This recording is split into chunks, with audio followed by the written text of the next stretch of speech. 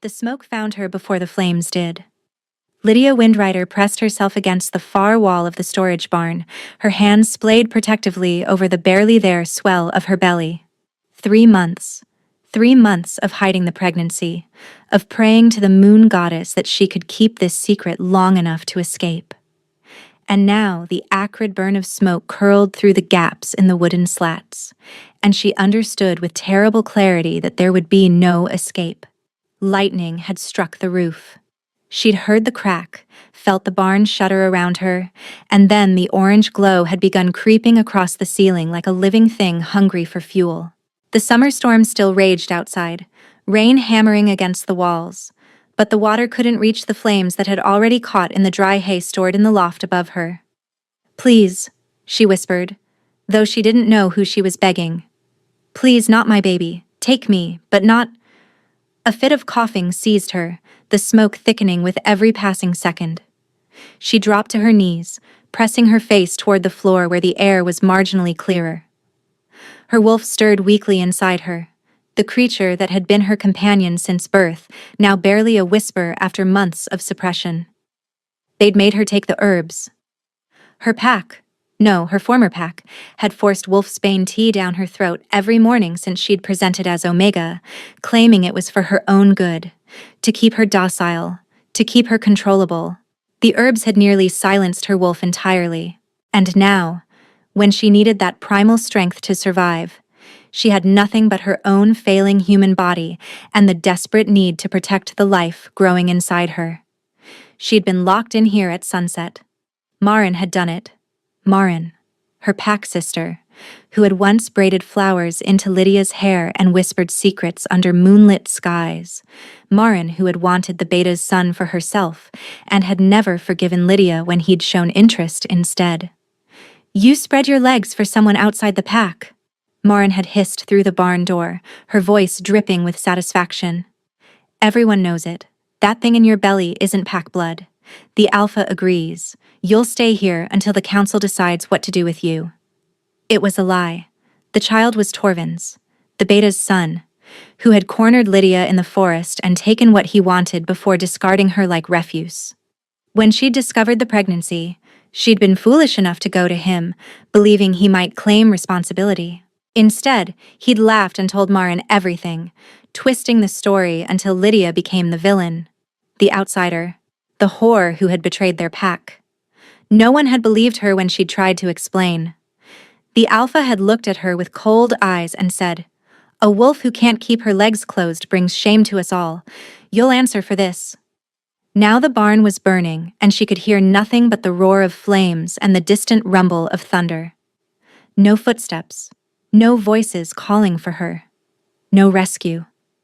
"They're going to let me die," she realized, and the thought was so enormous that for a moment she couldn't breathe at all. "They locked me in here knowing the storm was coming, and they're going to let me burn." Her hand pressed harder against her belly. A fresh wave of smoke rolled over her, and she gagged, tears streaming down her face. Though whether from the burning in her eyes or the grief cracking her chest open, she couldn't say. "I'm sorry," she choked out, speaking to the child who would never see moonrise. "I'm so sorry, little one. I tried. I tried to keep you safe."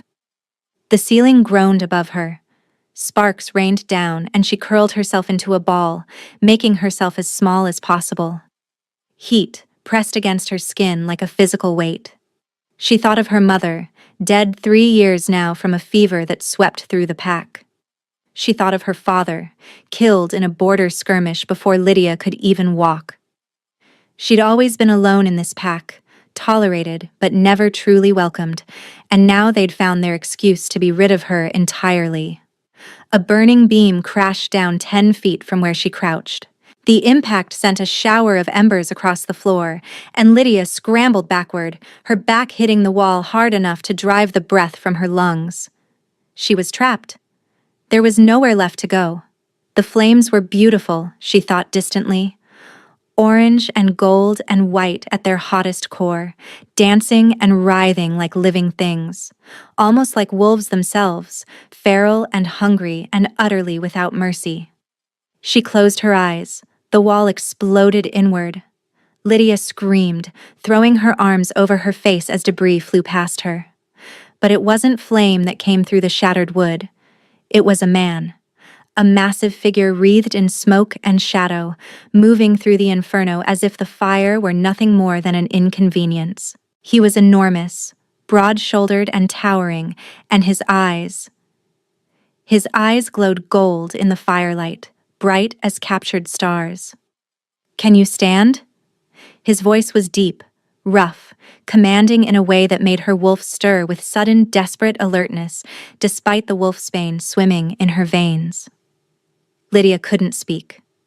The smoke had stolen her voice, or perhaps it was the shock of seeing him, this impossible stranger who had walked through a wall of fire to reach her. She tried to push herself up, but her legs wouldn't cooperate. The world was spinning, the heat and smoke and terror finally overwhelming her body's ability to cope. He didn't wait for her answer. In one smooth motion, he scooped her into his arms as if she weighed nothing at all. His body was warm, impossibly warm, warmer even than the flames around them, and hard with muscle beneath what felt like leather armor. She should have been afraid. A strange man, a strange wolf, holding her while fire consumed the world around them. Instead, she felt something she hadn't experienced in months. Safe. "Hold on to me," he commanded, and Lydia obeyed without thinking, her fingers curling into the material of his cloak. He smelled like pine smoke and something deeper, something ancient and wild that made her wolf whimper inside her chest. Then he was moving, carrying her through the flames like they couldn't touch him. The fire licked at his boots, caught in the edges of his cloak, and he ignored it completely. Lydia buried her face against his chest, unable to watch, feeling the heat press against her exposed skin. She should be burning. They both should be burning. They weren't. The rain hit her like a benediction, cool and clean, and so shocking after the hell of the barn that Lydia gasped, her lungs seizing with the sudden change. He kept walking, carrying her away from the inferno, and when she finally dared to look back, she saw the barn collapse in on itself in a shower of sparks and flame. She would have died in there. She and her unborn child would have burned to ash, and her pack would have claimed it was the moon goddess's judgment. The man carried her into the forest, past the tree line where the rain didn't fall so heavily, where the canopy provided shelter from the worst of the storm. He set her down with surprising gentleness on a bed of moss beneath an ancient oak, then knelt before her, his eyes still carrying that faint golden glow. This close, she could see his face properly. Strong jaw shadowed with dark stubble. High cheekbones that spoke of noble blood. A scar that cut through his left eyebrow, pale against his tan skin. He was handsome in the way that storms were handsome, overwhelming, dangerous, impossible to look away from. "Are you hurt?" he asked, and his voice was softer now, though no less commanding. Lydia opened her mouth to answer, and that's when it happened.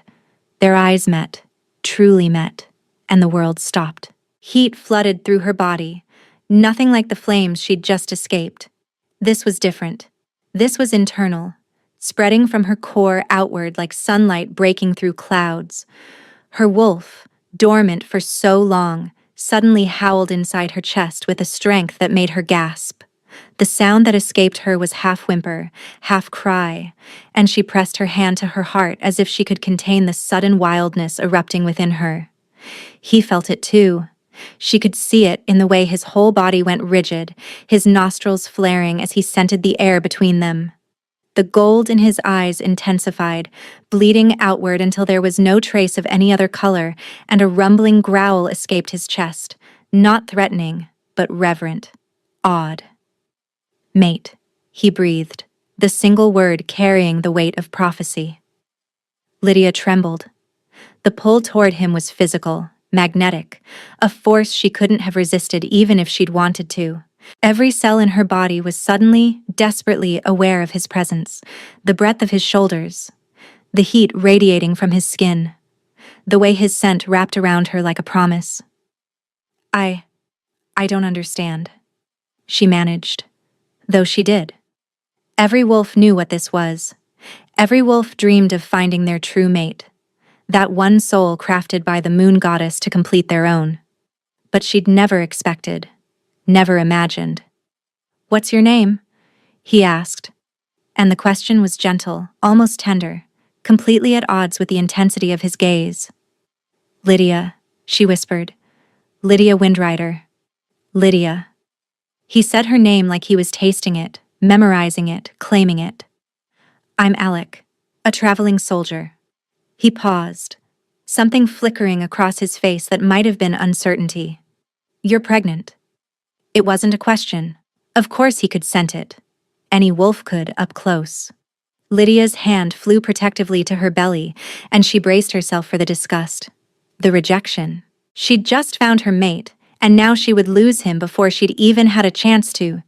"Is the father alive?" Alec asked, and his voice had gone cold. Not toward her, she realized, toward whoever had put that child in her belly. "He doesn't want it," she said, the words coming out brittle.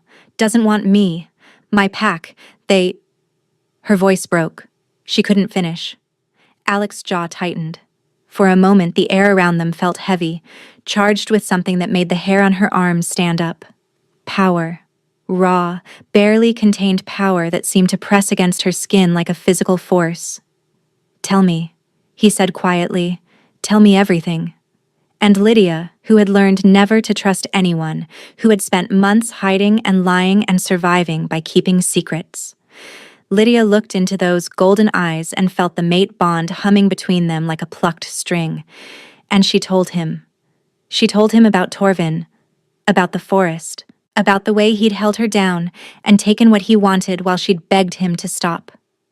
She told him about the pregnancy, about going to Torvin for help and finding only mockery.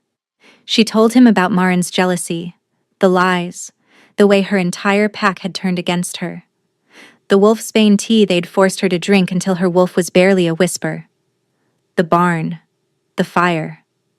She told him everything, and Alec listened without interrupting, his face growing darker with every word.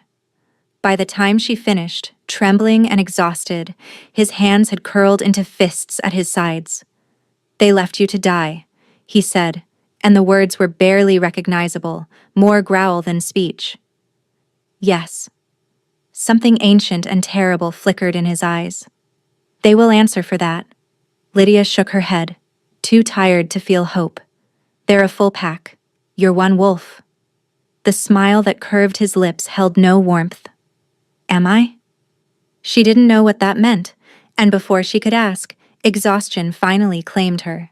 The last thing she felt before darkness took her was his cloak settling over her shoulders, warm and smelling of pine smoke and something that felt like home. Lydia woke to birdsong and confusion. For a long, disoriented moment, she couldn't place herself. The ground beneath her was soft. Moss, she realized, the earthy scent of it filling her nostrils. Above her, leaves rustled in a gentle breeze, dappled sunlight filtering through the canopy to paint shifting patterns across her closed eyelids. Everything was quiet, peaceful. So utterly different from the roaring inferno of her last conscious memory that her mind refused to reconcile the two realities. Then she smelled pine smoke, and everything came rushing back. Her eyes flew open. She sat up too fast, her head spinning with the motion, and her hands immediately went to her belly. Still there, still the gentle swell of new life beneath her palms. Still. "Easy." The voice came from somewhere to her left, deep and steady. "You're safe." Lydia's gaze snapped toward the sound, and there he was. Alec. The stranger who had walked through fire for her. He sat with his back against a tree perhaps 10 feet away, his long legs stretched out before him, and in the pale morning light, she could finally see him clearly. He was even more striking than her smoke-hazed memories had suggested. His dark hair fell in disheveled waves across his forehead, and his jaw was sharp enough to cut glass. But it was his eyes that held her. No longer glowing gold as they had in the firelight, but a deep, rich brown flecked with amber. They watched her with an intensity that made her breath catch. She was wrapped in his cloak. The realization hit her slowly, her fingers finding the heavy wool draped across her shoulders.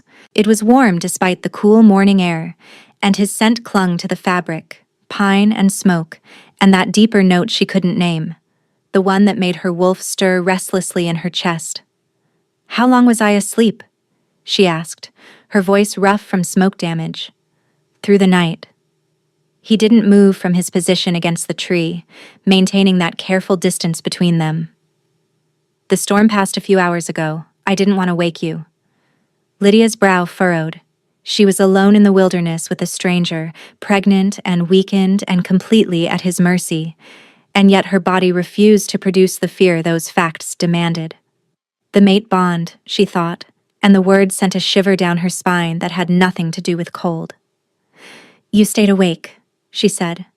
It wasn't a question. She could see the faint shadows beneath his eyes, the slight tension in his shoulders that spoke of a night spent on guard rather than at rest. Someone needed to keep watch. For what? His expression shifted, a tightening at the corners of his mouth, there and gone before she could read it. "Your pack might have sent wolves to confirm you died in the fire. I wanted to be certain we weren't followed." "We." The word lodged beneath her ribs like a splinter. There was no reason for this man to consider them a we. They had known each other for mere hours, and most of those hours she had spent unconscious. And yet, the bond hummed between them, a constant low vibration that seemed to resonate in her very bones. Every time she looked at him, her wolf pressed against the walls of its suppression, straining toward him with a desperation that frightened her. "Why did you save me?" The question came out smaller than she intended. "You could have died in that fire." Alex's expression shifted, something raw and unguarded surfacing for just a moment before he controlled it. "I was surveying the territory when the storm hit. I'd sent my guards ahead, and was traveling alone to assess this pack without drawing attention." He paused, the muscles in his throat working. "And then I heard you screaming. I couldn't—" Another pause. "I couldn't ignore it. I couldn't leave you." "But you didn't even know me." "No." His eyes met hers, and there was the gold again, just a flicker at the edges of his irises. "But I know you now." The words hung in the air between them, weighted with meaning she wasn't sure either of them was ready to examine. Lydia found herself unable to look away from him, caught in that amber gaze like a moth drawn to flame. Her heart was racing, her skin flushed with warmth despite the cool morning, and every instinct she possessed was screaming at her to close the distance between them. She didn't move. Neither did he. "The mate bond," she finally said, because someone had to acknowledge the massive truth neither of them had fully addressed. "You felt it too. Last night when our eyes met." Alex's nod was slow, deliberate. "I felt it. And you're not—" She struggled to find the right words. "You're not running away? I'm pregnant with another man's child. I'm packless. I have nothing. No status, no family, no— You have me." 3 words. Simple, direct, utterly devastating. Lydia's throat closed around a sound that might have been a laugh or a sob. She honestly couldn't tell which. "You don't even know me," she whispered. "I know the moon goddess doesn't make mistakes." He said it with such quiet certainty that Lydia found herself wanting to believe him. "I know you survived something that should have killed you. I know you protected your child even when you thought you were about to die." His gaze dropped to her hands, still pressed against her belly. "I know you're stronger than you believe yourself to be." "I'm not strong." The words came out before she could stop them, bitter and raw. "My pack silenced my wolf with wolfsbane. My pack sister locked me in a barn to burn, the father of my child." Her voice cracked, and she had to look away, blinking against the sudden sting of tears. "I'm not strong. I'm just trying to survive." The sound of movement made her tense, but when she looked up, Alec had only shifted his position against the tree, still maintaining that careful distance, still giving her space. "Survival is strength," he said quietly. "Never let anyone tell you otherwise." Lydia didn't know what to say to that. In the silence that followed, her stomach chose to announce itself with an audible growl, and heat flooded her cheeks. She hadn't eaten since yesterday morning, she realized. Perhaps longer. The pack had stopped feeding her regularly once the accusations began. Alec was on his feet before she could be embarrassed. I'll find food. There's a stream nearby. I smelled it last night. Stay here. Wait. The word escaped her before she could think better of it. Please don't leave me alone.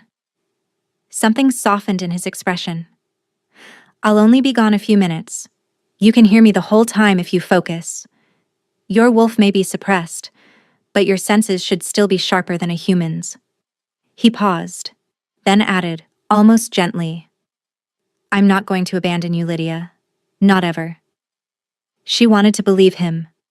Every fiber of her being wanted to wrap itself in that promise and hold tight. But she'd believed people before, had trusted her pack, trusted Marin, trusted that she would be protected as every pack member should be, and that trust had left her locked in a burning barn. Still, she nodded, because what choice did she have? She was weak and tired and hungry, and this stranger with fire in his eyes was the only person in the world who seemed to care whether she lived or died.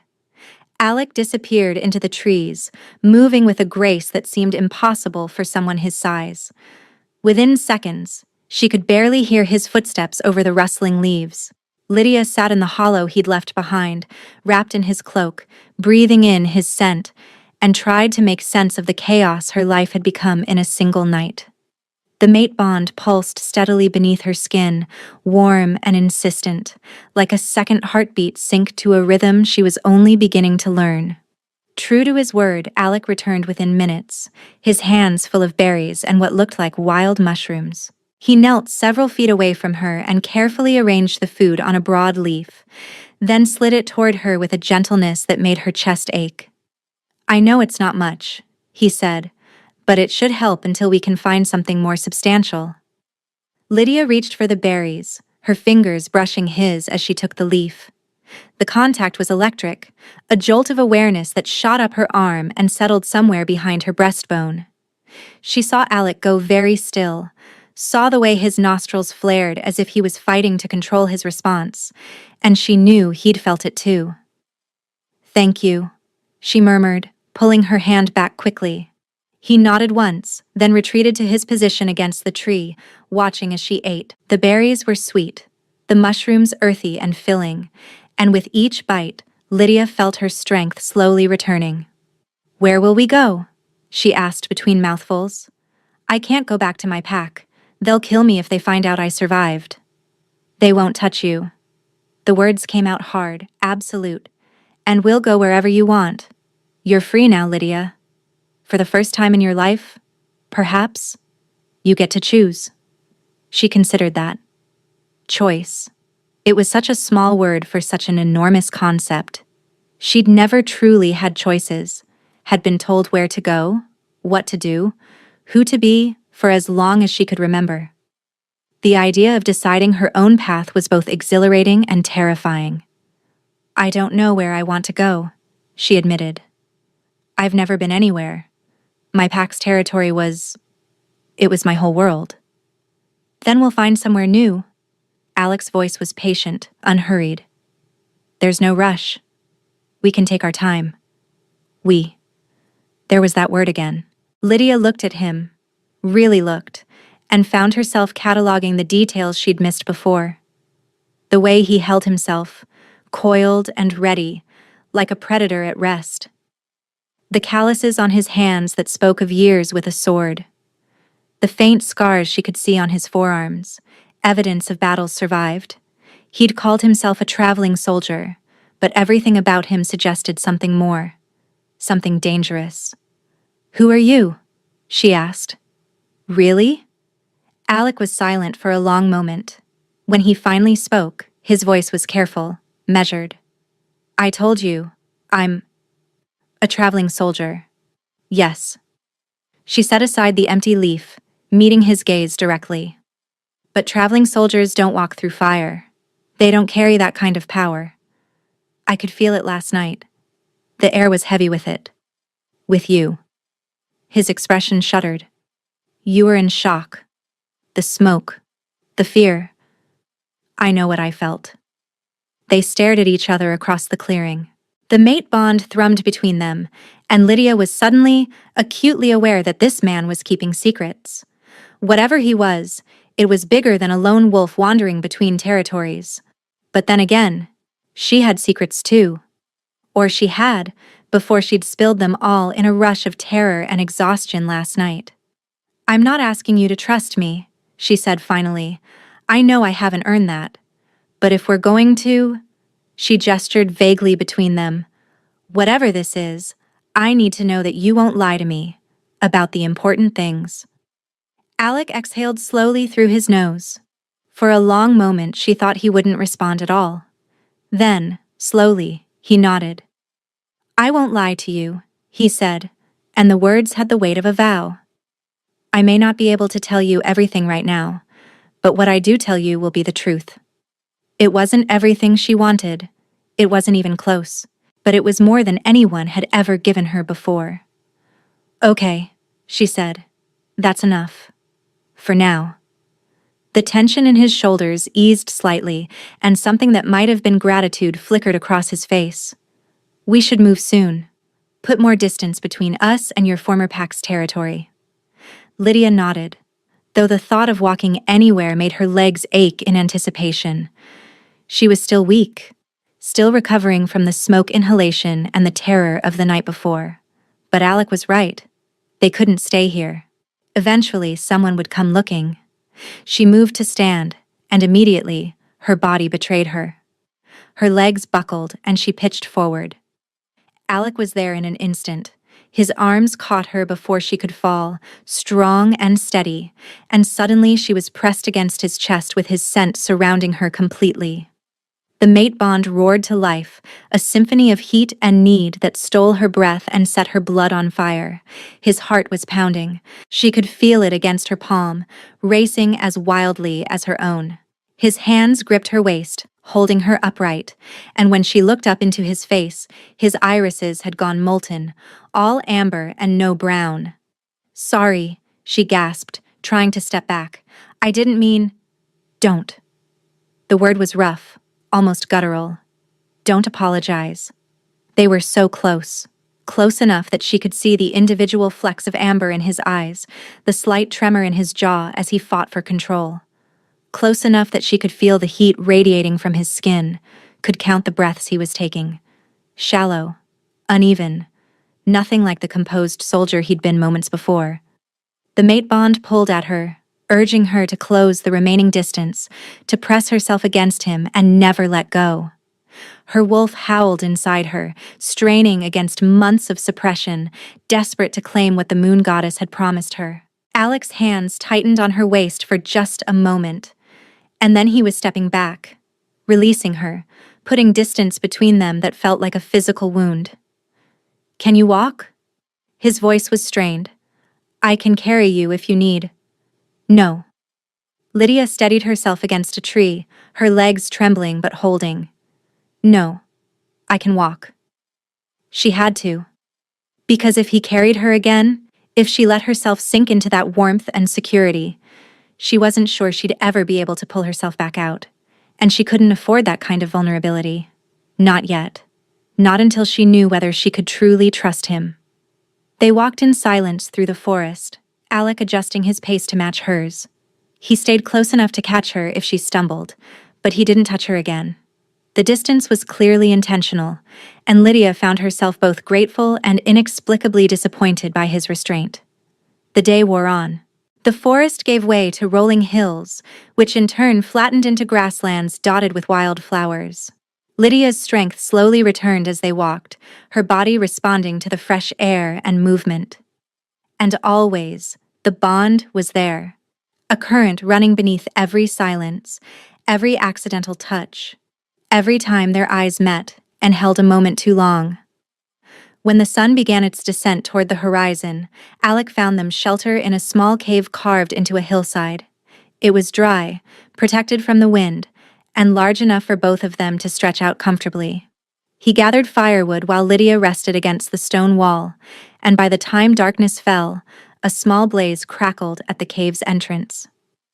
"You should sleep," he said, settling himself against the opposite wall. "Tomorrow will be another long day." Lydia nodded, though exhaustion was already pulling at her. She wrapped his cloak more tightly around herself. She'd tried to return it earlier, but he'd refused. And closed her eyes. She dreamed of fire, of smoke choking her lungs and flames licking at her skin, of a massive shadow moving through the inferno, eyes blazing gold, reaching for her. She woke with a gasp, jerking upright in the darkness. The fire had burned low, casting dancing shadows across the cave walls. Her heart was racing, her skin slick with cold sweat, and for a terrible moment she couldn't remember where she was. Then she smelled pine smoke and safety, and the panic began to recede. Alec hadn't moved from his position across the cave. He sat with his back against the stone, his eyes open and watchful in the dim light. He was still awake. "Nightmare?" His voice was soft, careful not to startle her further. Lydia nodded, not trusting herself to speak. She was shaking, she realized.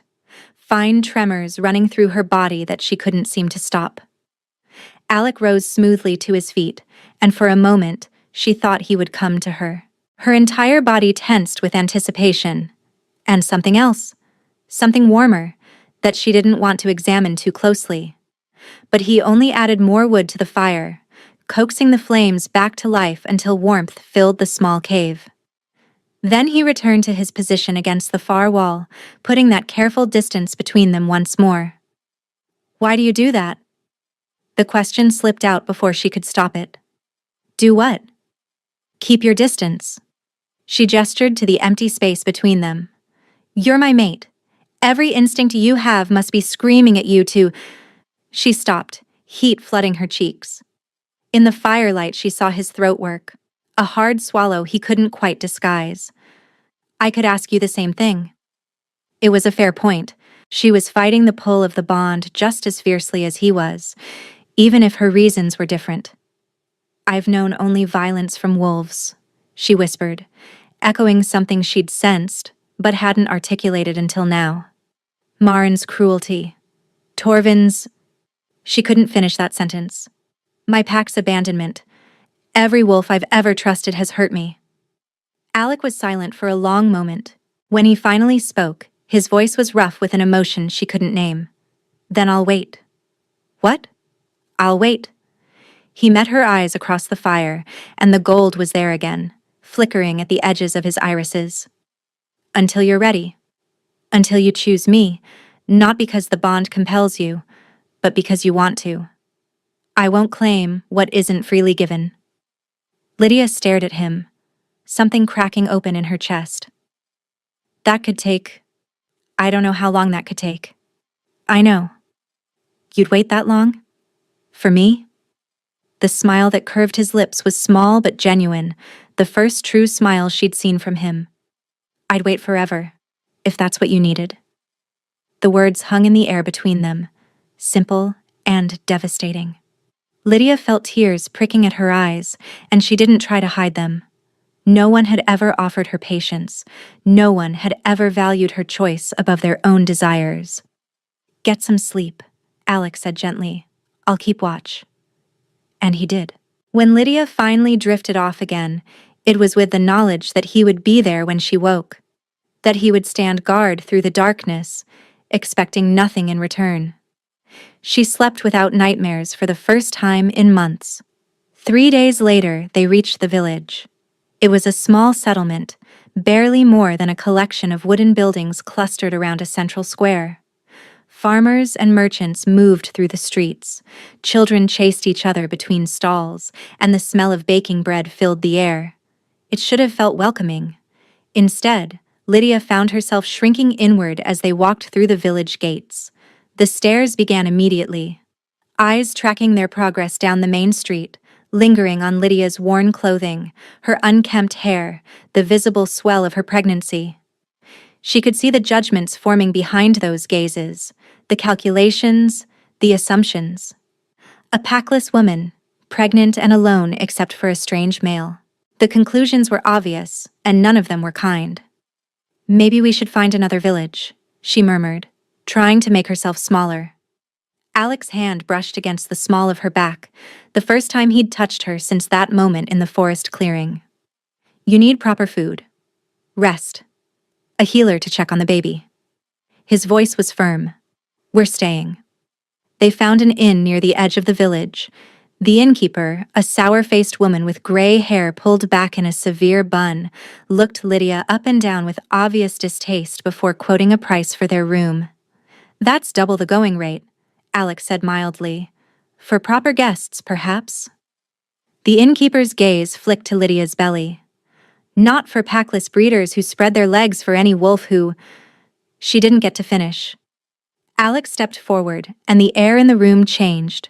It was subtle at first, a heaviness, a pressure that made it hard to breathe. The innkeeper's words died in her throat as her eyes went wide with sudden, instinctive fear. He didn't raise his voice. He didn't need to. You will apologize to her. Each word was quiet, precise, carrying an authority that seemed to press against the walls. You will charge us a fair price, and you will never speak to her that way again. The innkeeper's face had gone white. Her mouth opened and closed, but no sound came out. Behind them, the common room had gone utterly silent. Lydia could feel the other patrons frozen in their seats, caught in the same inexplicable terror that had seized the innkeeper. I'm sorry, the woman finally managed, the words tumbling out in a rush. I didn't mean... Please, I'm sorry. Half price. Free. Whatever you want. Just, please. Fair price will do. Alex's voice softened slightly, though the pressure in the room didn't ease entirely. And a hot meal for my companion, the best you have. The innkeeper nodded frantically, already backing toward the kitchen. The other patrons carefully avoided their eyes as Alec led Lydia toward a table in the corner. Lydia's heart was pounding. She'd known he was powerful, had felt it from the moment he'd walked through the flames. But this was something else entirely. That hadn't been a display of physical strength. That had been pure dominance. The kind she'd only ever seen from... You're an alpha, she breathed. Alex said nothing, but the slight tension in his shoulders was answer enough. No. She shook her head, her mind racing. Not just an alpha. The way she looked at you, the way everyone in this room is afraid to even glance in our direction. She stopped, a terrible suspicion forming in her chest. Alec, who are you? He was silent for a long moment. Around them, the inn remained unnaturally quiet, as if the very air was holding its breath. I told you I wouldn't lie to you, he finally said, about the important things. Then tell me. His eyes met hers, and there was something in his gaze she hadn't seen before, something vulnerable, almost uncertain. My full name, he said slowly, is Alexander Thorne Varen. I am the Alpha King of the Northern Territories. The words hit Lydia like a physical blow. The Alpha King, the most powerful wolf in all the known lands, whose name was spoken in whispers and whose armies had never known defeat. The wolf who, according to every rumor she'd ever heard, had sworn never to take a mate. And he was sitting across from her in a village inn, eating bread and cheese like a common traveler. That's impossible, she heard herself say. Is it? There was no arrogance in his voice, only quiet certainty. The moon goddess doesn't make mistakes, Lydia. That's what I told you the first morning. I've spent 20 years refusing every match my council proposed, knowing that my true mate was out there somewhere. And then I heard you screaming in that burning barn and... He stopped, his voice roughening. And my wolf knew. Before I even saw your face, my wolf knew you were mine. Lydia's hands were shaking. She pressed them flat against the table, trying to ground herself. I'm nobody. I'm a packless Omega carrying another wolf's child. You're a king. You can't... This can't... You are my mate. He said it simply, absolutely, as if that single truth outweighed every other consideration. Everything else is details. Details? A hysterical laugh bubbled up in her throat. I was locked in a barn and left to burn. I have enemies who want me dead. I'm pregnant with a child that isn't yours. How are those details? Because they change nothing about what you are to me. Alec leaned forward, his eyes burning with intensity. You could be the lowest Omega in all the lands. You could be carrying a dozen other wolves' children. You could have enemies in every territory from here to the southern seas, and I would still cross through fire for you. I would still wait however long you needed. I would still... He stopped, seeming to catch himself. When he spoke again, his voice was quieter, rayer. I have spent my entire reign preparing for war, commanding armies, building alliances. I have done everything my duty required. But I have never... He broke off, looking away. I have never had anyone who was truly mine, and now that I've found you, I cannot pretend you are anything less than everything. Lydia couldn't breathe. The world had narrowed to this moment, this man, the impossible truth he was offering her. I'm scared, she whispered. I know. He reached across the table, his hand hovering over hers without quite touching. And I will never give you reason to fear me. That is my promise to you. She looked at his outstretched hand, at the scars on his knuckles, the calluses on his palms. This hand had wielded swords, had commanded armies, had shaped the fate of nations. And now it waited, trembling almost imperceptibly, for her to choose whether to take it. Slowly, so slowly, Lydia turned her hand over. Her fingers curled around his. Something new had settled between them, not the bond's usual insistent pull, but something quieter, steadier, a promise taking root. And for the first time since the flames had consumed her world, Lydia allowed herself to hope. The warmth of his hand anchored her, a steady pulse of connection that seemed to flow between their joined fingers like a river finding its course. Lydia didn't pull away, didn't retreat into the familiar fortress of her fear. She simply held on, letting the sensation wash through her. The rightness of it. The inexplicable certainty that this touch was meant to be. Alexander's thumb traced a slow circle over her knuckles, and she watched the movement as if hypnotized.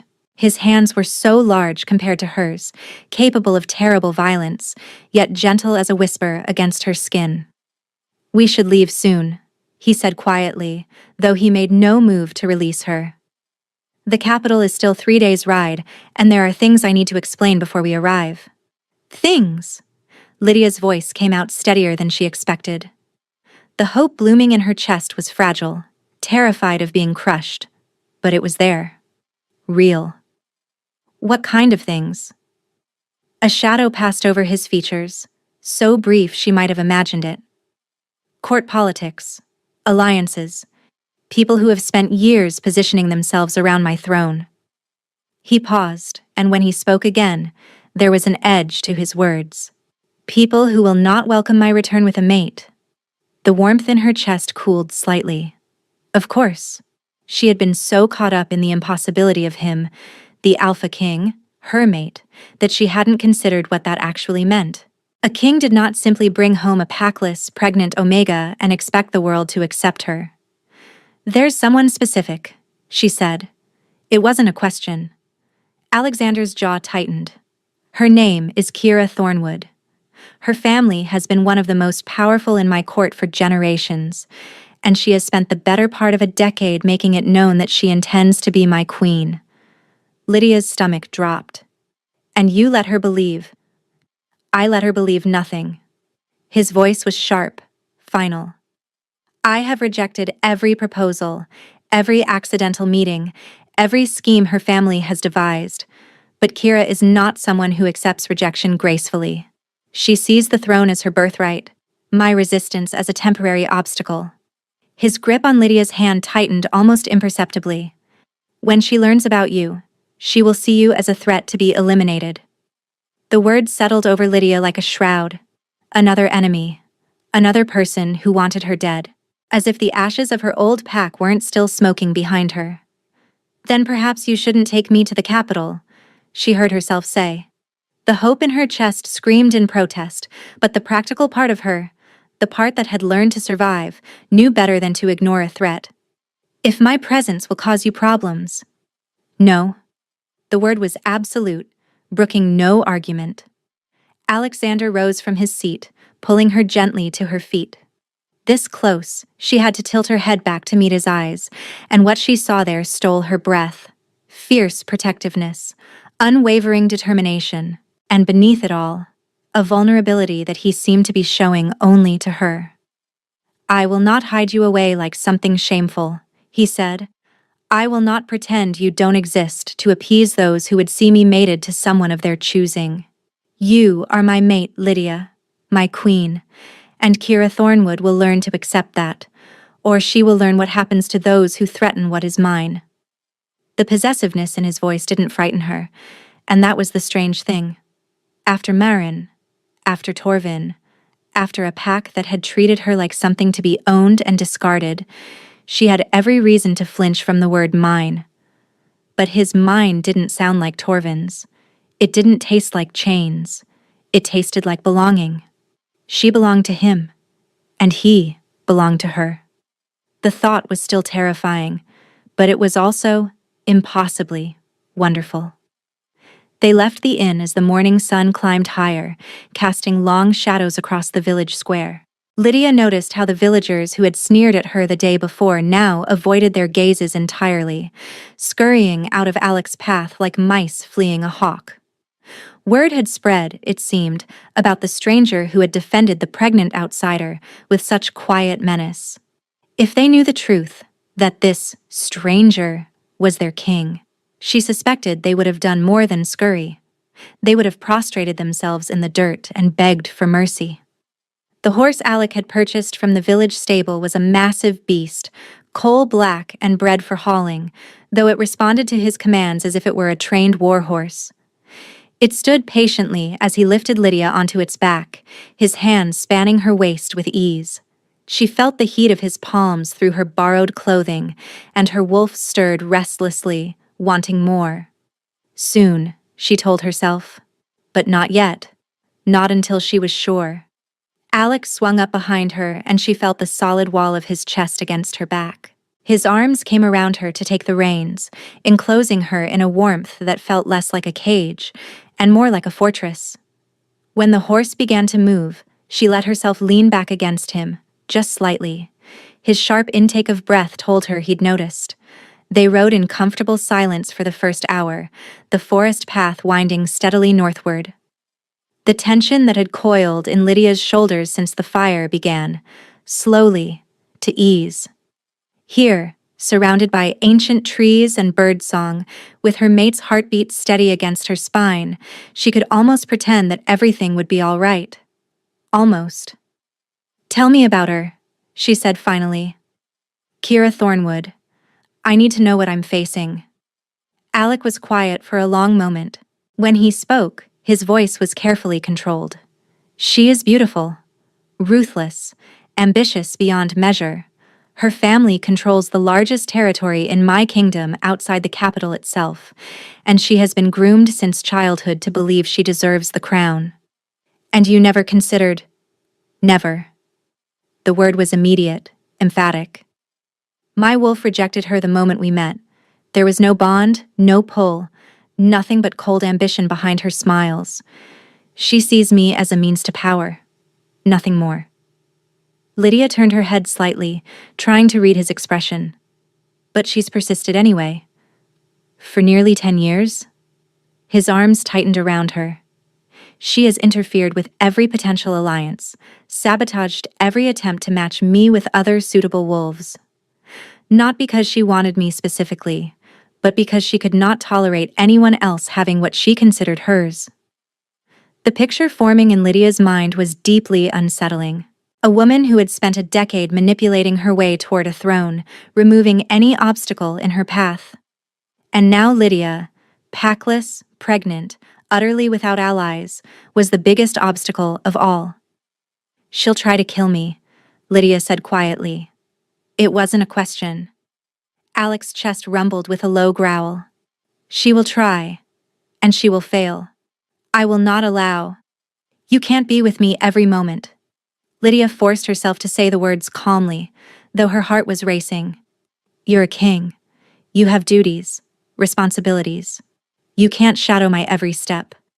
Watch me. Despite everything, a small smile curved her lips. That's not practical. I don't care about practical. His voice dropped lower, rougher. I spent 20 years waiting for you, Lydia. I am not losing you to some scheming noblewoman's jealousy. The intensity in his words made her shiver. She had never been valued like this. Never been wanted so fiercely that someone would reshape their entire world to protect her.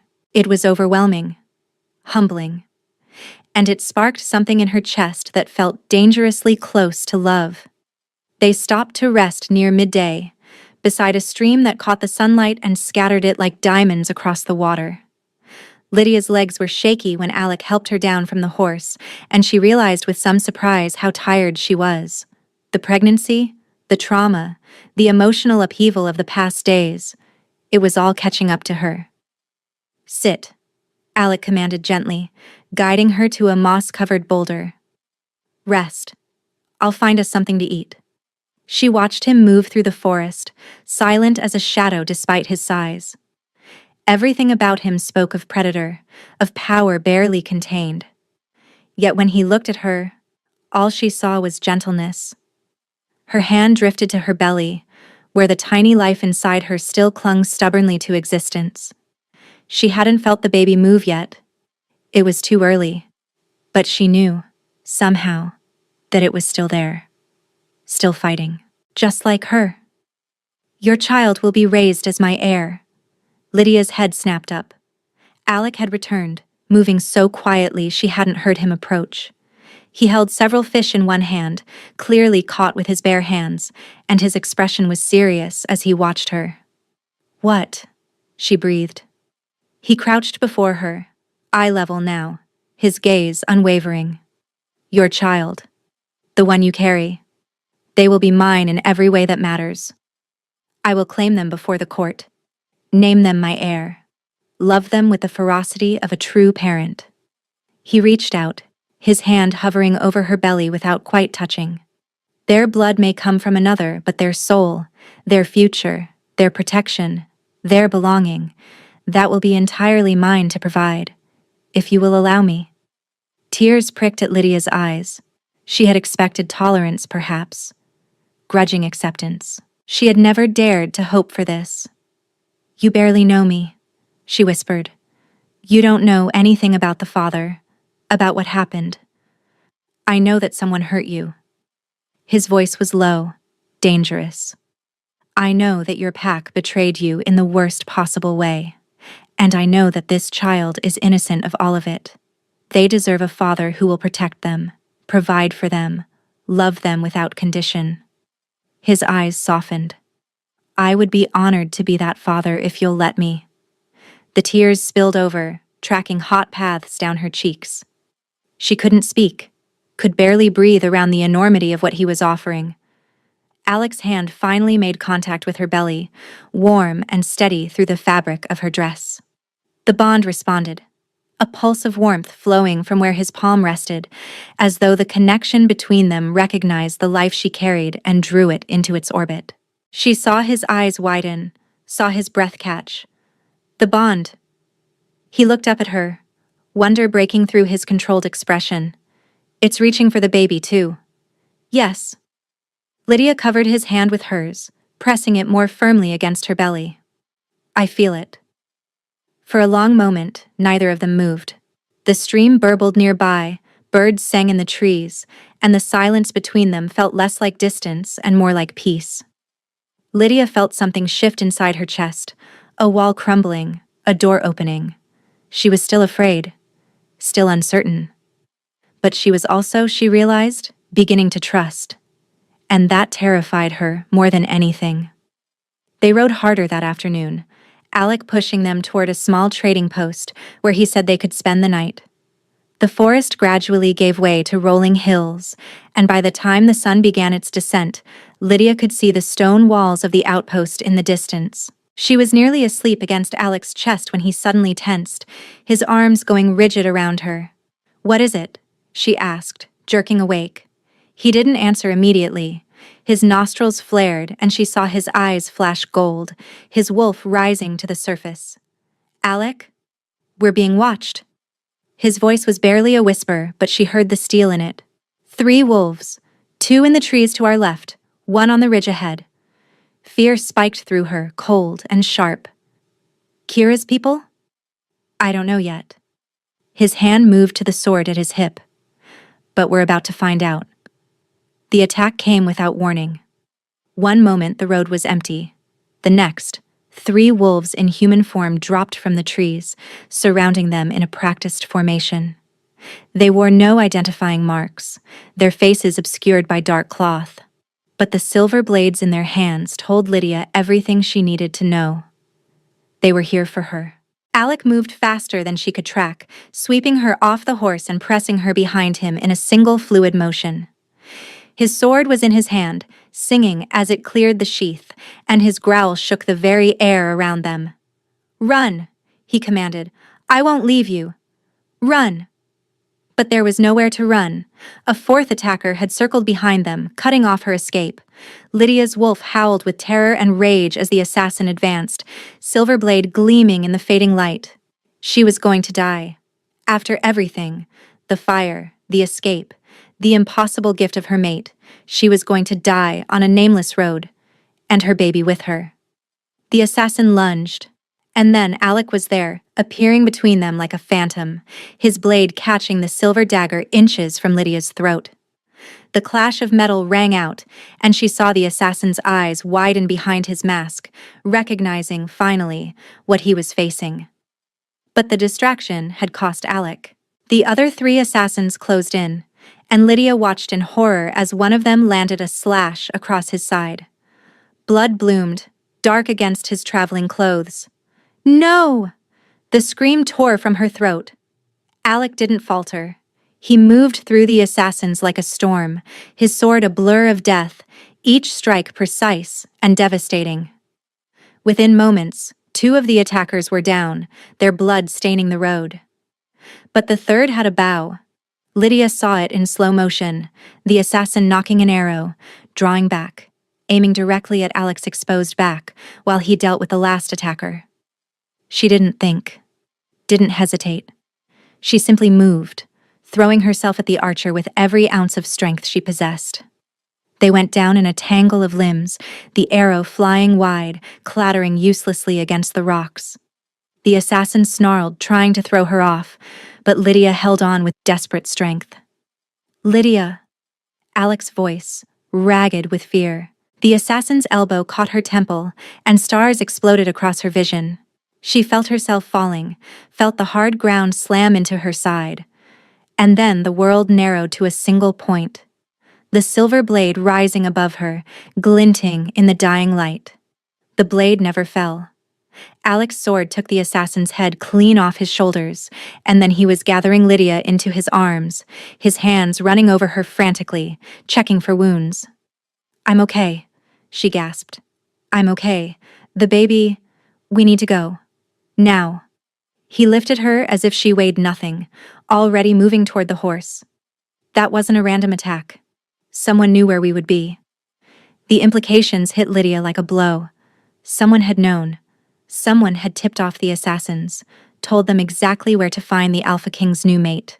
Someone at court was already making moves against her. And they had almost succeeded. As Alec urged the horse into a gallop, Lydia clung to him, her mind racing. She had known Kira Thornwood would be a threat. But she had not expected the attack to come so quickly, so brutally. Whatever happened next, one thing was clear. The game had begun. And Lydia was playing for her life. And her child's. She looked up at Alec's face, set in grim lines as he guided them toward the outpost. His wound was still bleeding, she realized. He had been hurt protecting her. "You're injured," she said. "It's nothing." "It's not nothing." She pressed her hand against his side, feeling the wetness of blood. "You need to stop. Let me... when we're safe." His arm tightened around her. Not before. The outpost gates loomed ahead, torches flickering in the darkness. Safety. At least for tonight. But as they passed through the gates, Lydia couldn't shake the feeling that they had merely exchanged one danger for another. The walls around them might keep out assassins, but they could not protect her from the political viper's nest that awaited in the capital. Kira Thornwood had made her opening move. Now it was Lydia's turn to decide how to respond. The outpost physician, Mira, was a compact woman with sharp eyes and no patience for royal stoicism. She stitched Alexander's wound with practiced efficiency while he sat rigid on the cot, refusing to wince. "You." Mira turned to Lydia the moment the last bandage was tied. "Sit. I'm not hurt. You're pregnant, you've survived a fire and a road ambush in the same week, and you smell like wolfsbane." Mira's expression hardened into something dangerous. "Who gave you wolfsbane?" Lydia's mouth opened. Closed. "My former pack. They made me take it. Every morning, for months." Mira's hand stilled on the shelf she'd been reaching for. When she spoke again, her voice was very controlled. "Wolfsbane in a pregnant woman. Do they understand what that does to a developing child? To the mother?" She didn't wait for an answer. She was already pulling jars down, mixing something dark and sharp-smelling in a clay cup. "Drink this, all of it. It will purge the residue from your blood." The draft tasted like iron and fury. Lydia gagged, but she drained the cup, and within minutes she felt it. A stirring, deep and primal, like a creature waking from a long, drugged sleep. Her wolf. Not the faint whisper she'd been clinging to for months, but a presence, full-throated and fierce, flooding back into the spaces the wolfsbane had hollowed out. Scents sharpened. The room snapped into focus. Mira's herbs, Alexander's blood and pine smoke, the old stone walls, the rain hammering outside. Alexander watched her face change, and something like relief broke through his careful composure. "There she is," he murmured. Lydia pressed her hand to her chest, tears pricking her eyes. She had almost forgotten what it felt like to be whole. The doors burst open the next morning. Soldiers poured into the outpost common room, and Lydia's hand went to the knife Alexander had given her before she recognized the deep crimson of the royal guard. They dropped to their knees the moment they saw Alexander. "Your Majesty." The commander's voice shook. "We received word of the attack. Lady Thornwood sent us to ensure your safety. To finish what her assassins started." Alexander's voice cut through the room like a blade. He was on his feet, his eyes fixed on the kneeling soldiers. "How did Thornwood know we would be attacked on that road? Unless she was the one who sent the assassins in the first place." The commander's face drained of color. "Your Majesty, surely you don't." "I mean exactly what I say." Alexander's power rolled through the room like a physical weight. "Lady Thornwood ordered an assassination attempt on my mate and my heir, and now she sends my own guard. We would never—" "Commander." Alexander's voice dropped to something almost gentle, which somehow made it more terrifying. "How many of your men answer to Thornwood?" The commander's eyes darted to the soldiers behind him, and Lydia's restored wolf caught it all. Not just the flicker of guilt in his face, but the elevated heartbeats of 3 soldiers in the room, the acrid spike of fear sweat beneath their armor, and beneath it all, the faint trace of Thornwood rose perfume clinging to their clothes like a signature. 3 of them, Lydia said quietly. Everyone turned to look at her. The 2 by the door and the 1 near the window. Their hearts are racing, and they carry her scent. Alexander's expression held no warmth. "My mate has a keen nose, keener than she did yesterday, now that the wolfsbane your employer forced on her has been purged." He turned to the commander. "Arrest the 3. Hold them for interrogation. I want everything. Routes, payments. Who else is in Thornwood's network?" The commander nodded, and guards began moving toward the identified soldiers. "The rest of you will escort us to the capital. Speak to no one about what you've witnessed here." The interrogation of the 3 loyalists lasted through the night. They broke faster than Lydia expected. But then, Kira had treated them as expendable from the start. Disposable tools to be used and discarded. When Alexander offered leniency in exchange for full cooperation, they had very little reason to protect a woman who would never have protected them. By morning, he had names, delivery routes for coded letters, and a chain of payments that traced back to the Thornwood estate. The journey to the capital took 3 days. Lydia spent most of it on horseback, her body aching, her mind racing. Alexander barely left her side, his presence a constant warmth at her back, his scent wrapping around her like armor. They didn't speak much during the day. There were too many ears, too many potential spies. But at night, when they made camp, he would sit beside her and tell her about the capital. He told her about the throne room with its ceiling of stars, enchanted to show the night sky even during the day. He told her about the gardens where moonflowers bloomed year-round, their petals silver white and fragrant. He told her about his mother, who had died giving birth to him, and his father, who had ruled with an iron fist until a fever took him 5 years ago. Kira has been positioning herself since before my father died, he said on the second night, his voice low so only she could hear. She believes she should be queen. Her family is old, powerful. She has allies throughout the court. And now you've brought home a pregnant, packless commoner. Lydia couldn't keep the bitterness from her voice. I'm not exactly what they were expecting. No. Alexander's hand found hers in the darkness. You're better. She wanted to believe him. Goddess, how she wanted to believe him. But the fear coiled tight in her chest, cold and insistent. She had seen how quickly those she trusted could turn on her. She had felt the flames consuming the barn, had heard her pack's silence as they left her to die. What if I'm not strong enough? She whispered. What if I can't? Lydia. He turned her face toward him, his thumb brushing her cheek. In the firelight, his eyes were dark, but she could see the amber bleeding through at their edges. You threw yourself at an armed assassin to save me. You have more strength than you know. That was different. That was you choosing to fight. His voice was fierce now, almost angry.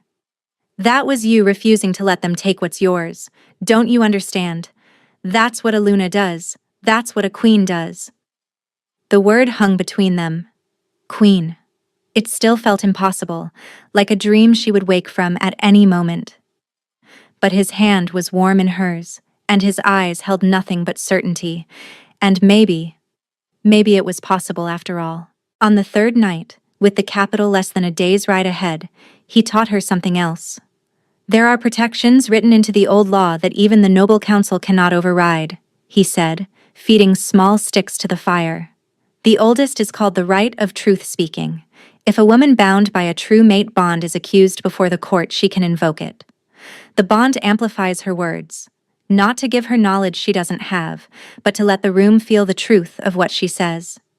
Every person present will know whether she speaks honestly. Has anyone used it? Not in 3 centuries. Most wolves think it's a legend. He glanced at her, and his expression was careful. I hope you never need it. But if Kira moves against you in court, I want you armed with more than my sword. On the morning of the third day, they crested a hill, and Lydia saw the capital for the first time. It sprawled across the valley below them, a massive city of stone and light. Towers rose toward the sky, their spires catching the morning sun. At the center, dominating everything, stood the palace, a fortress of white stone that seemed to glow from within. Welcome home, Alexander said quietly. Home. The word felt strange on her tongue. She had never had a home, not really. The pack that raised her had never truly been hers. The barn where they'd locked her had never been sanctuary. But as they rode through the gates, as crowds gathered to stare at their alpha king and the unknown woman at his side, Lydia felt something shift in her chest. Maybe home wasn't a place. Maybe it was a person. Maybe it was the mate whose heartbeat she could feel echoing through their bond, steady and sure. They reached the palace steps, and Lydia barely had time to dismount before Kira Thornwood appeared. She was beautiful in the way that predators were beautiful, all sharp angles and cold precision. Her hair was dark as midnight, swept up in an elaborate style that showed off her long neck and the diamond collar at her throat. Her gown was blood-red silk, and her smile was a blade. Your Majesty, she purred, dropping into a curtsy so deep it was almost mocking. We were so worried when we heard about the attack. Thank the moon you're safe. Her eyes flicked to Lydia, dismissing her in a single glance. And you've brought a guest, I see. My mate, Alexander said flatly. Lydia Windrider, future Luna Queen. The crowd that had gathered fell silent. Lydia felt hundreds of eyes on her, judging, calculating. She lifted her chin and met Kira's gaze without flinching. Something flickered in those cold eyes.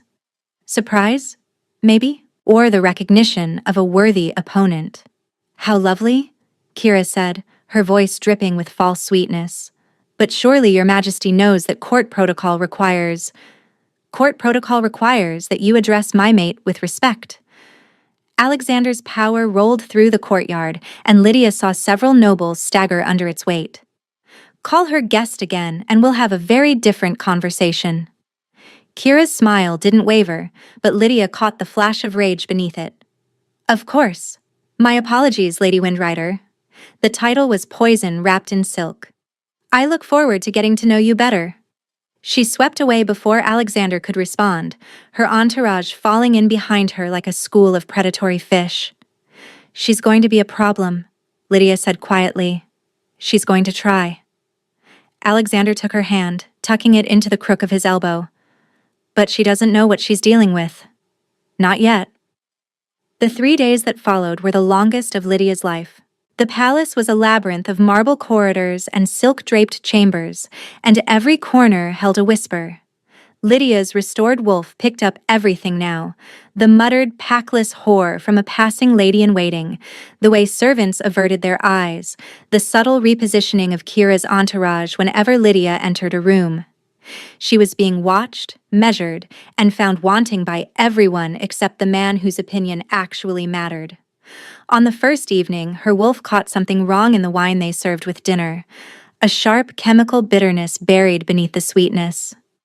She set the cup down without drinking, she told Alexander, and his face went still with the kind of calm that preceded violence. Don't confront her, Lydia said quietly. Not yet. Let me build the case first. He stared at her for a long moment, and something shifted in his expression. Surprise, perhaps, that the frightened Omega he'd carried from a burning barn was gone, replaced by someone with claws of her own. You're already thinking like a queen, he said. On the second day, she found the kitchen maid, a girl barely 16, with terrified eyes, who confessed that a woman from Lady Thornwood's household had delivered a small vial to the kitchens with specific instructions for Lydia's evening meal. Lydia promised her protection and brought the testimony to the king's steward. That same evening, Alexander laid the interrogation records from the outpost on the table between them. Names, delivery routes for coded letters, a payment chain connecting the road assassins directly to the Thornwood estate, and a detail that made Lydia's blood run cold. The captured loyalists had been instructed to confirm her death, not prevent it. Kira's rescue party had been a cleanup crew. She had contingencies for any mate you might bring home, Lydia said, staring at the documents. This wasn't about me, specifically. This was about keeping the throne empty beside yours until she could fill it. By the third morning, Lydia had compiled everything. The poisoned wine, the kitchen maid's testimony, the loyalists' confessions, the payment trail. She reviewed it twice, memorizing the details. Whatever came next, she would not be caught without an answer. The formal accusation came that afternoon. Lydia was in the private garden when the guards came for her, the leather folder of evidence on the bench beside her. She wasn't surprised. She had felt the accusation building like a storm for days. Lady Windrider. The guard's voice was apologetic but firm. You're required in the throne room, by order of the noble council. Alexander appeared at her side almost immediately, his face dark with fury. What is this? The council has convened an emergency session, Your Majesty. The guard wouldn't meet his eyes. Lady Thornwood has brought formal accusations against your intended mate. The throne room was packed. Every noble in the capital seemed to have crowded into the vast space, their whispers echoing off the star-painted ceiling. At the center, standing before the raised dais where Alexander's throne sat empty, was Kira Thornwood. She looked triumphant. "Ah, there she is." Kira's voice carried through the room, silencing the whispers. "The woman who has bewitched our king." "Careful, Kira." Alexander's warning was a growl. "Choose your next words very carefully." "I speak only truth, Your Majesty." Kira turned to address the crowd, her arms spread wide. This woman appeared from nowhere, packless and pregnant with another wolf's child. She has no family, no connections, no status. And yet our Alpha King claims she is his true mate? She laughed, the sound ringing false. "Is it not more likely that she is a spy? A plant from one of our enemies, designed to weaken the throne?" The whispers rose again, uglier now. Lydia heard the words, whore, traitor, breeder, and felt them land like blows. "I demand trial by combat," Kira declared. "Let the goddess decide if this woman is truly innocent, and when she fails, let her be executed as the spy she is." "No." Alexander stepped forward, his power filling the room. "If there is to be combat, I will fight in her stead." "You cannot." An old man stepped forward, one of the council members, his face stern. "The accused must defend themselves or find a champion who is not blood-related or mated. As you have not yet marked her, you are not technically her mate under law." Kira's smile widened. "You see, Your Majesty? Even the law agrees. This woman must—" "I invoke the right of truth-speaking." Lydia's voice rang out clear and strong, cutting through the chaos. The words came from memory. Alex's voice by the campfire 4 nights ago, quiet and deliberate, telling her about the old laws. She hadn't expected to need them so soon. She felt the mate bond rise in response, not flooding her with knowledge she didn't have, but lending its weight to her voice, amplifying the truth she carried until it pressed against the walls of the throne room like a living thing. The crowd fell silent. "What did you say?" Kira's face had gone pale. "The right of truth-speaking." Lydia stepped forward past Alexander's protective arm into the center of the room. "I claim it by virtue of my mate bond. I claim it as the future Luna of this pack." "You can't I?" Lydia felt her wolf rising, felt power she didn't know she possessed flowing through her veins. "I may not be marked yet, but the bond is real. It exists. And it gives me the right to speak truth before this court. Truth that cannot be denied." The old councilman's eyes had gone wide. "The right of truth-speaking hasn't been invoked in 3 centuries. It was thought to be mere legend." "Does the law not still stand?" Lydia demanded. "Yes or no?" A long pause. The councilman's brow furrowed, and then, slowly, something like recognition crossed his face. "The champion law requires a completed bond, a marking. But the right of truth-speaking is older. It predates the marking requirement entirely. It asks only that the bond be true, verified by its own power." He looked between Lydia and Alexander. "If her bond is genuine, the law stands."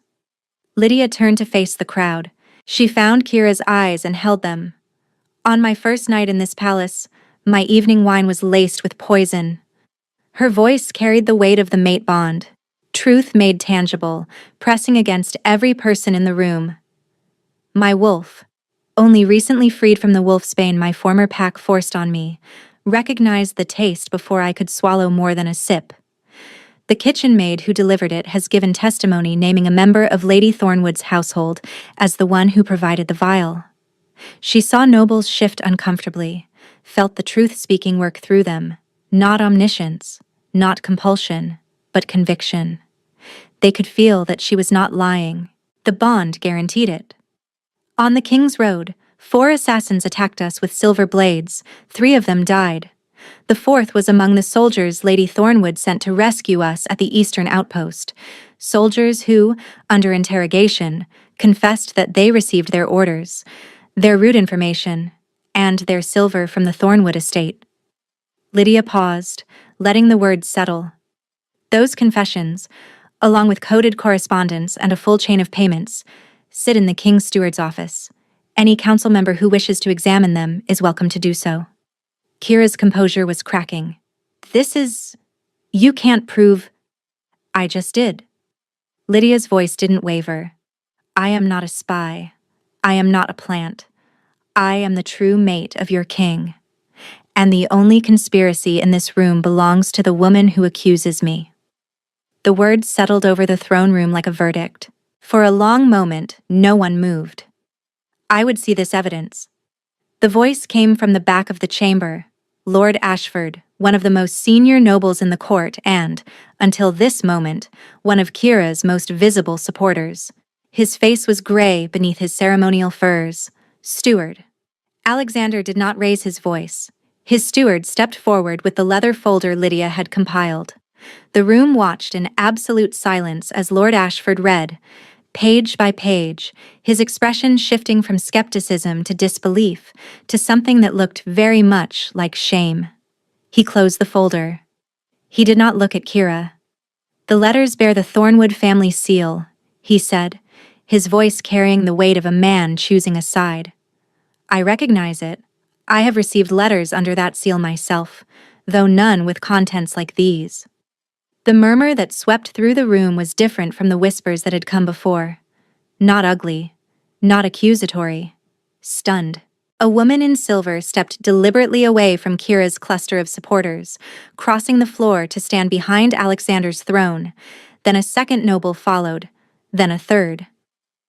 This is a fabrication, Kira said, but the conviction had drained from her voice like water from a cracked vessel. She turned to the crowd, arms spread wide as they had been moments ago when she'd stood as accuser, but the gesture that had looked commanding before now looked desperate. Surely you can see. A Packless Omega cannot simply— Lady Thornwood. The old councilman's voice was heavy with the gravity of a man who understood what he was about to end. The evidence has been presented. The truth speaking confirms the speaker's honesty. Do you wish to submit to questioning under oath? A pause. Or do you have a truth of your own to offer? Kira's mouth opened. Closed. Her gaze swept the room, searching for an ally, a defender, anyone who might still take her side. She found no one willing to meet her eyes. Then she turned to what remained of her support. Not the political opportunists, who had already stepped away, but the ones bound to her by blood and name. Her father, her inner circle. The handful who would fall when the Thornwood name fell. Father. Her voice had gone thin, stripped of its silk. Lady Voss. You promised this would never— She caught herself, but too late.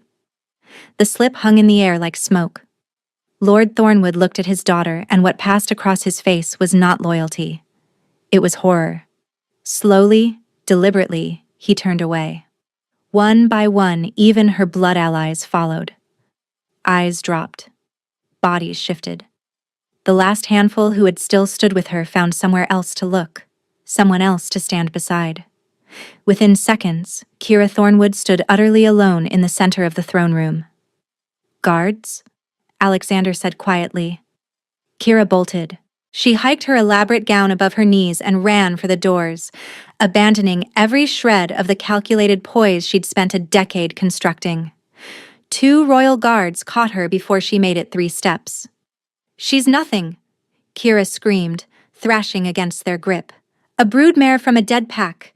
I would have given you everything— power, alliances, an empire. What can she possibly give you? Alexander's eyes went full gold, burning like suns. She gives me truth, he said, where you offered only lies. His voice carried to every corner of the room. Kira Thornwood, you are stripped of name, title, and the protection of this court. Your family's estates are seized pending investigation. You have until moonrise to be beyond our borders. If you are ever seen in my kingdom again, your life is forfeit. Kira stared at him, hatred and disbelief warring on her face. Then she looked at Lydia, and what she saw there made her flinch. Lydia didn't know what expression she wore. She only knew that her wolf was howling in triumph, that the mate bond was singing, that for the first time in her life, she had power. Kira Thornwood turned and fled.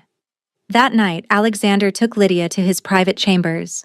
The room was warm with firelight, the bed covered in furs the color of midnight. Through the window, the moon hung full and bright, bathing everything in silver. "You were magnificent." Alexander's voice was rough.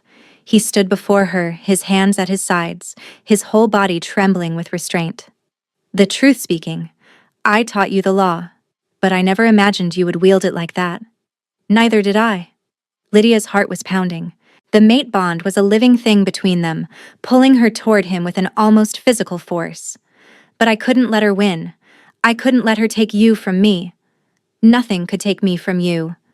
He moved closer, and she felt his heat, smelled the pine smoke and ancient power of him. "Lydia, my Lydia, I know." She reached for him, her fingers brushing his chest. She felt his sharp intake of breath, felt the shudder that ran through him. "I want it too." "Are you sure?" His voice was strained, barely controlled. "The marking, it's permanent, eternal. Once I bite you, once you bite me, there's no going back." "I don't want to go back." She took his face in her hands, pulling him down until their foreheads touched. "I spent my whole life being afraid, being abandoned, being told I wasn't enough. You saw me burning, and you walked through fire. You held me when I trembled. You knelt before me and asked me to choose you." She kissed him softly. "I choose you. I choose us. I choose this." Something broke in him then. His arms came around her, crushing her to his chest, and his mouth found hers in a kiss that was hunger and desperation and relief all at once. She kissed him back with equal ferocity, her hands tangling in his hair, her body pressing against his. "Mate," he growled against her lips. "Mine." "Yours," she breathed, "and you're mine." He walked her backward to the bed, laying her down on the furs with a gentleness that contrasted with the wildness in his eyes. His hands trembled as he unlaced her gown, as he bared her skin to the moonlight. She watched his face as he looked at her body, at the slight swell of her belly where their air grew, and saw nothing but reverence. "Beautiful," he murmured. "You are so beautiful." She pulled at his shirt, needing to feel his skin against hers. He helped her, and then they were pressed together, warmth and strength, and the electric pulse of the mate bond singing between them.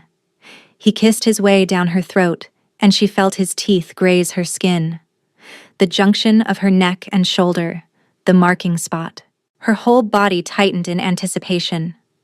"Now," she whispered. "Please, Alec. Now." His mouth sealed over the spot. She felt his tongue, hot and wet, felt his breath against her skin, and then his teeth sank deep. Pain exploded through her, sharp and searing, and she cried out. But the pain transformed even as it bloomed, shifting into something else entirely. Heat cascaded through her veins like wildfire, like starlight, like every good thing she had ever felt multiplied 1,000-fold. The mate bond that had been a thread between them burst into a river, an ocean, a universe of connection. She felt him, not just his body against hers, but his soul, his love, vast and unwavering, his fear that he wasn't enough to protect her, his joy at finding her, his wonder that she had chosen him, his wolf howling in triumph, and beneath it all, a tenderness so profound it brought tears to her eyes. He pulled back, his mouth bloody, his eyes blazing gold. "Lydia!" She didn't let him finish. She surged up, gripping his hair, and found the junction of his neck and shoulder. Her teeth were human, but her wolf lent her strength, and she bit down hard. His groan shattered the silence. She tasted his blood, copper and power and home, and felt the bond complete itself. Now she felt everything, his pleasure, sharp and overwhelming, his need for her, his absolute belonging. They were one. They had always been one. They would always be one. "Mine," she gasped against his blood. "Yours," he groaned. "Mate. Mine. Forever." They held each other as the bond settled, waves of warmth and completion washing over them. Lydia pressed her hand to his mark, feeling it pulse beneath her palm. He pressed his lips to hers, gentler now, reverent. "I love you," he whispered. "I have loved you since the moment I saw you through the flames. I love you too." She didn't know when it had happened. Maybe it had happened all at once. Maybe it had grown slowly over days and miles and small moments of trust. It didn't matter. It was true, and the mate bond carried her truth to him, let him feel it in his very soul. They stayed tangled together until dawn painted the sky gold, and for the first time in her life, Lydia slept without fear. The coronation was held on the first full moon of autumn. The throne room was filled with moonlight, streaming through windows designed to capture the silver glow. Thousands had gathered to witness the crowning of their new Luna Queen. Nobles, soldiers, common folk who had traveled from every corner of the kingdom. Lydia stood before them in a gown of midnight blue, her mate mark proudly visible above the neckline. Beside her, Alexander wore the ceremonial armor of the Alpha King, his crown resting on his dark hair. But all eyes were on her. "People of the Shadowfang Kingdom," Alexander announced, his voice carrying to every corner of the vast room. "I present to you Lydia Windrider. She came to us from fire and ruin. She stood against those who wished to destroy her. She spoke truth when lies surrounded her. And she chose, freely, completely, to be your Luna." He lifted the crown, a circlet of silver set with moonstones that glowed softly in the light. "Today, I crown her not because she is my mate, but because she has proven herself worthy. Today, she becomes queen." The crown settled on Lydia's head, cool and solid and real. She felt its weight, felt the bond between herself and the pack stretching out to encompass thousands of souls. They were hers now, all of them, and she was theirs. "Queen Lydia!" someone shouted, and then the whole room was chanting it, the sound rising to shake the rafters. "Queen Lydia! Luna Queen!" She looked at Alexander and found him smiling, his eyes soft with pride. He took her hand and raised it, presenting her to their people, and the chanting grew louder still. That night they stood together on the balcony overlooking the moonlit gardens. Lydia's hand rested on her belly, which had grown rounder in the weeks since their marking. She could feel the baby now, tiny flutters of movement that made her heart swell with love. "Our heir will know only love," Alexander said softly, his hand joining hers on her belly. "They will never know abandonment, never know cruelty. They will grow up surrounded by pack, by family, by the certainty that they belong. Our pack will know only strength." Lydia leaned back against him, feeling the truth of it settle into her bones. "Strength and justice. We'll build something better, Alec. Something worthy of the kingdom we've been given." He pressed a kiss to the top of her head. "Together. Together," she agreed. The moon rose higher, bathing them in silver light. Somewhere in the distance, wolves howled, not in mourning, but in celebration. The sound carried across the kingdom, a chorus of joy and welcome. Lydia thought of the barn where she had almost died, the pack that had abandoned her, the fire that had consumed everything she had ever known. She thought of Torvin, who had received Alexander's justice 3 weeks ago, his rank stripped, his name struck from the pack rolls, banished to the unclaimed lands where no pack would shelter him. She thought of Maren, who had wept and begged and been shown exactly the mercy she had shown Lydia in that barn. None. The Alpha who had looked at her with cold eyes and told her she brought shame. He had knelt before the Alpha King and surrendered his territory without a fight. The pack that had tried to burn her alive now answered to a new Alpha chosen by Alexander himself.